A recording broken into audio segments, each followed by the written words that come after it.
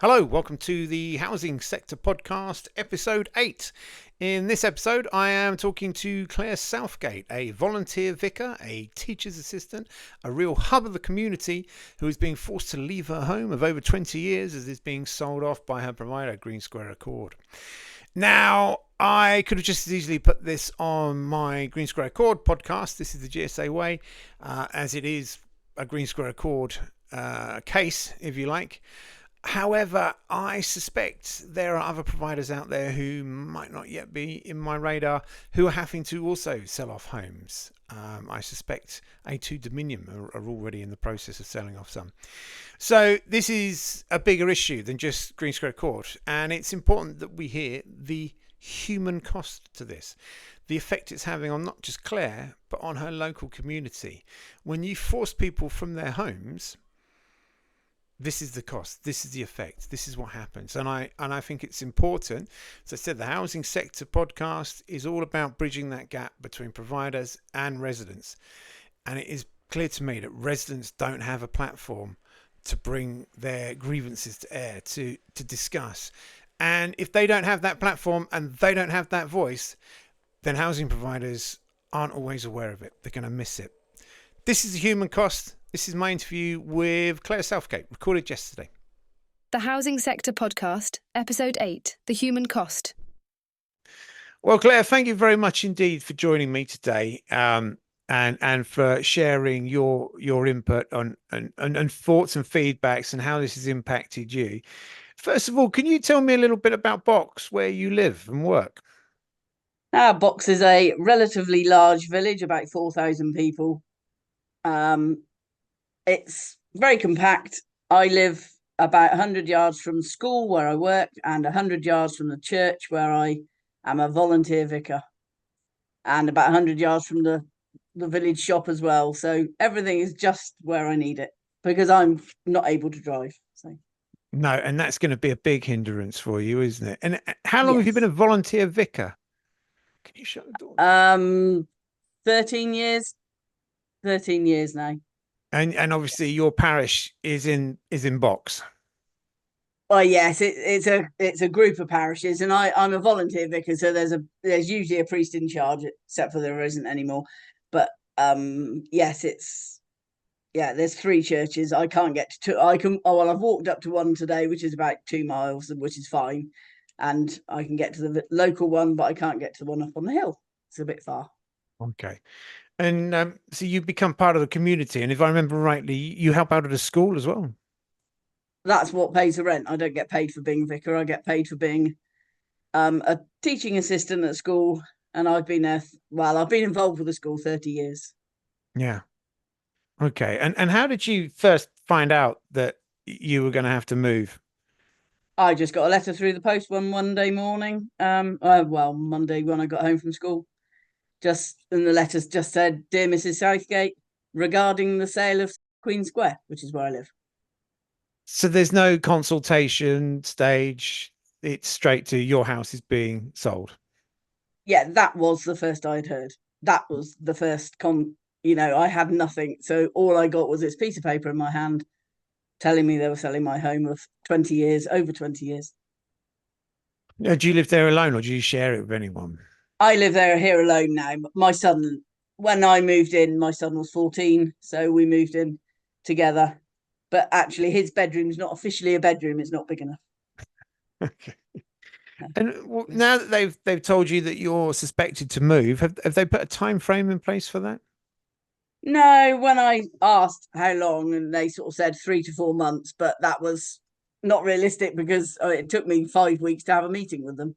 After that initial letter, it took 5 weeks to get any more communication. So, 3 to 4 months is not really going to happen. So they've said they won't throw me out until they found me somewhere. And I've had a lot of publicity on the local news and the local papers and things.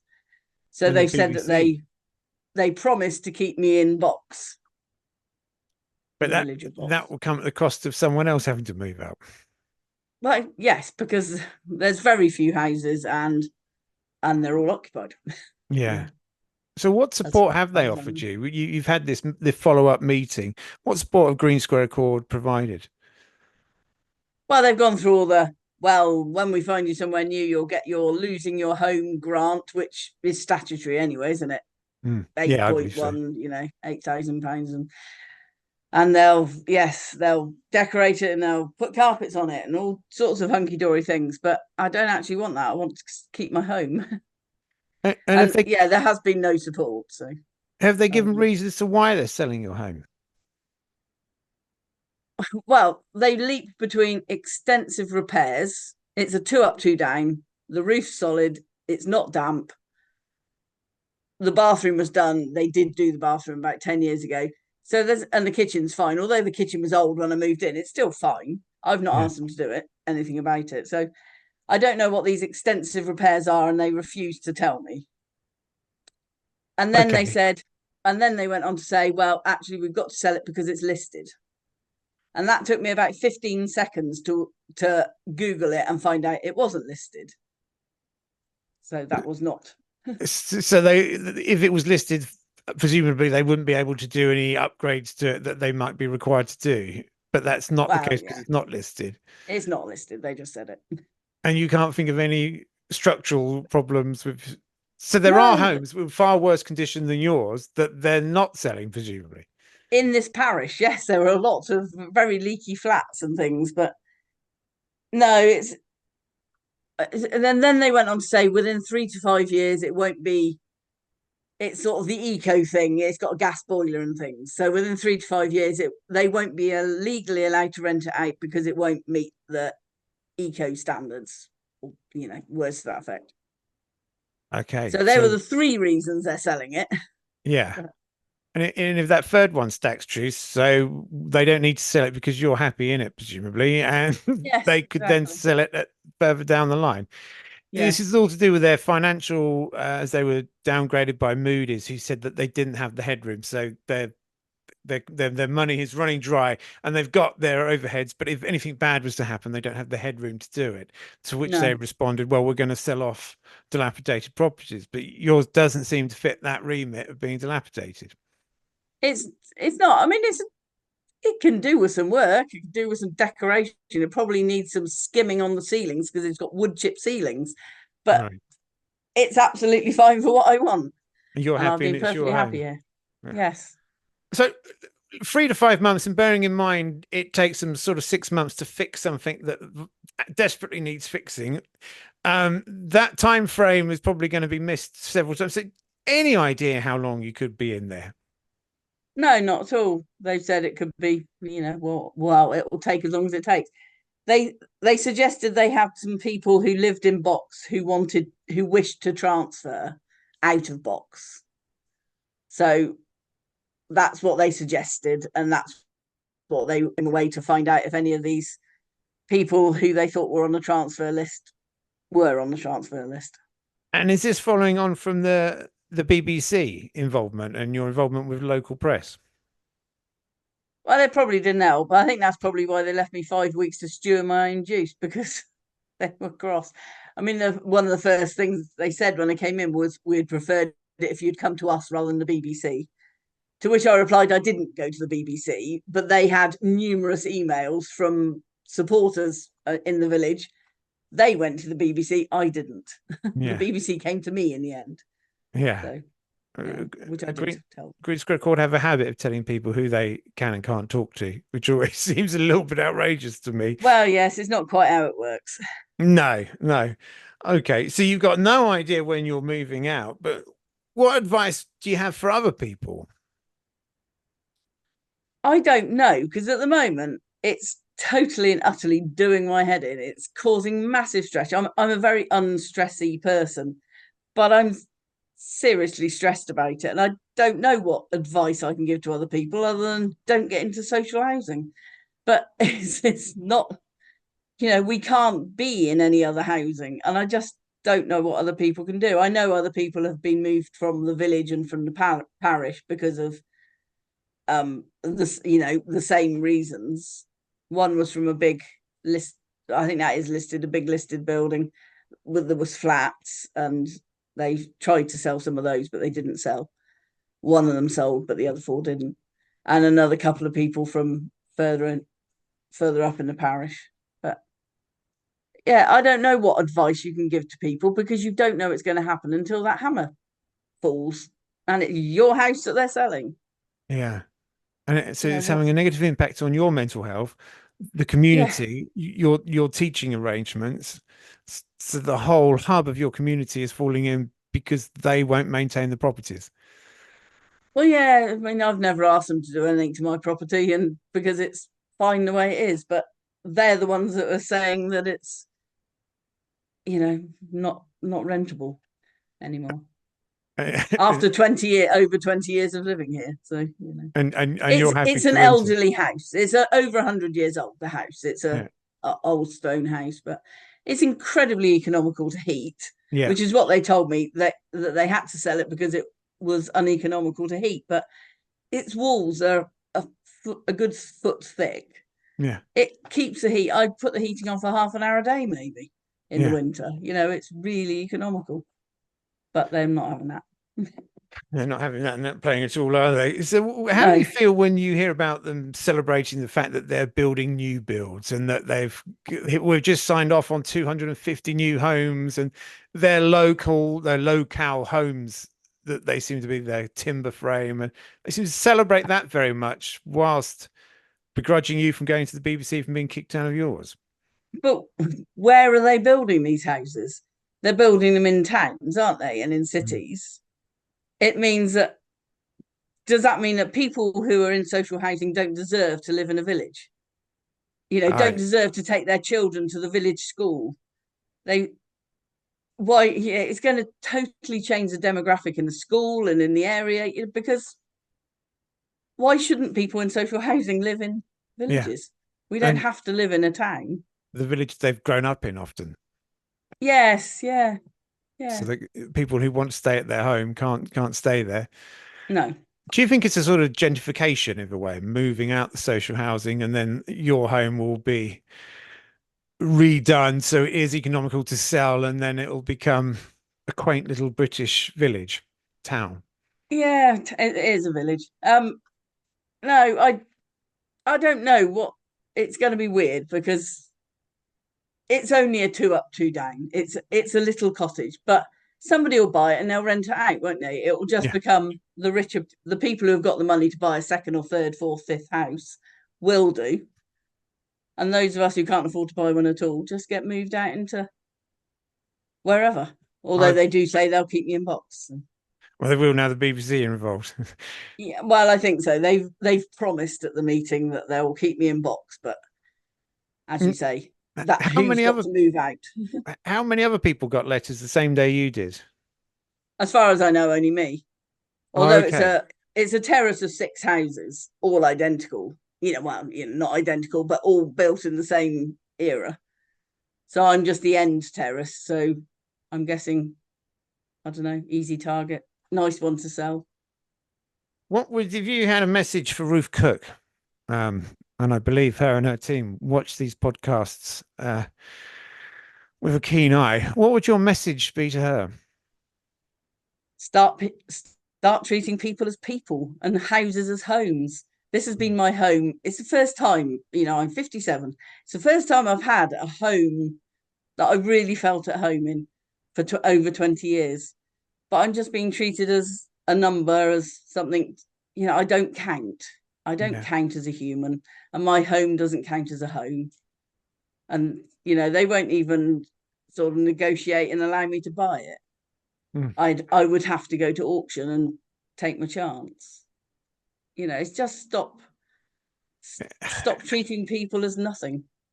I had a meeting with Ruth Cook many years ago, and I said, "Look, it might be your stock, but there are homes, Mm. and it's that same thing, isn't it? It's a home. It's where we educate our children. It's where we eat. It's Yeah, where we safety from the world. And if they're not it's a providing that, safety. It's that door that we can shut and shut the world out, and yeah, or invite the world in, whichever which way we want. It's just not fair that it's we don't count, and have it's sad. what does your local MP and councillors have to say about this?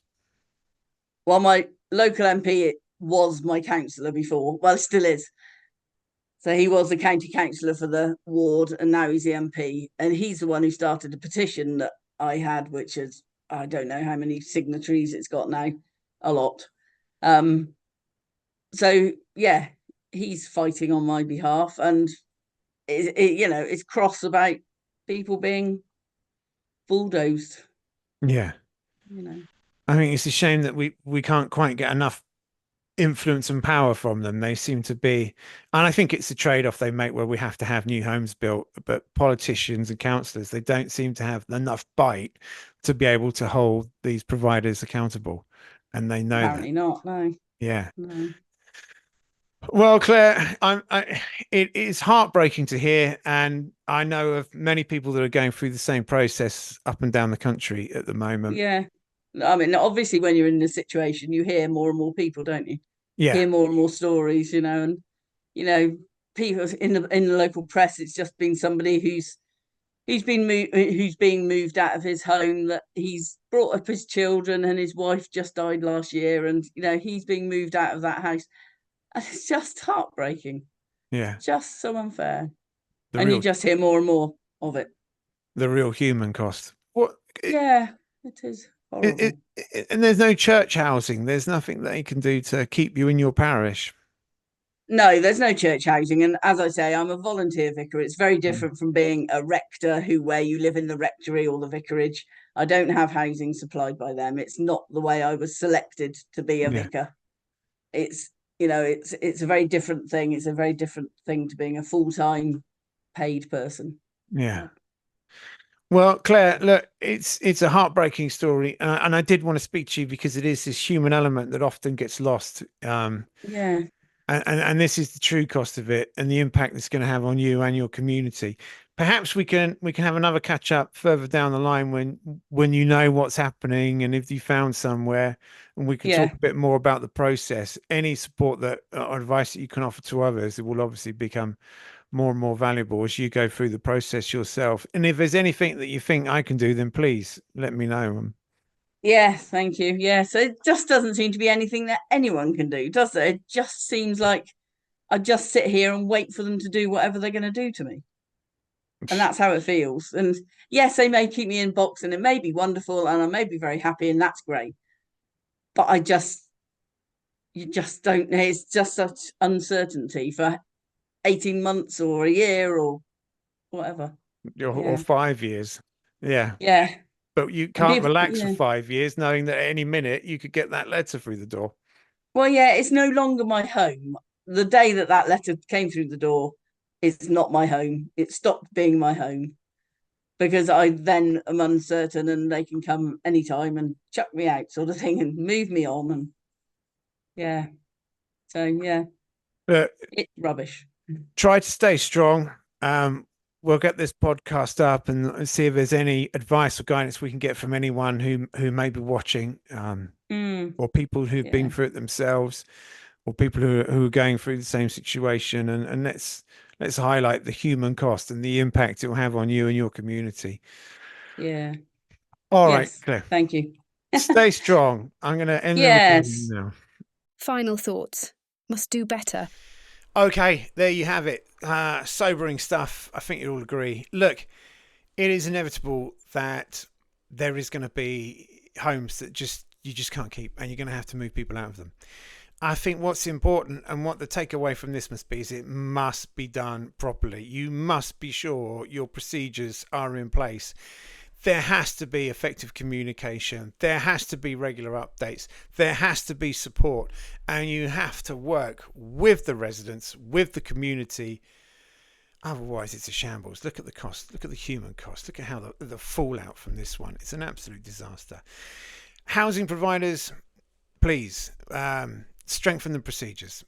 Take what learnings you can from this and say, how can we do this better? If we've got to do it, how can we do it better?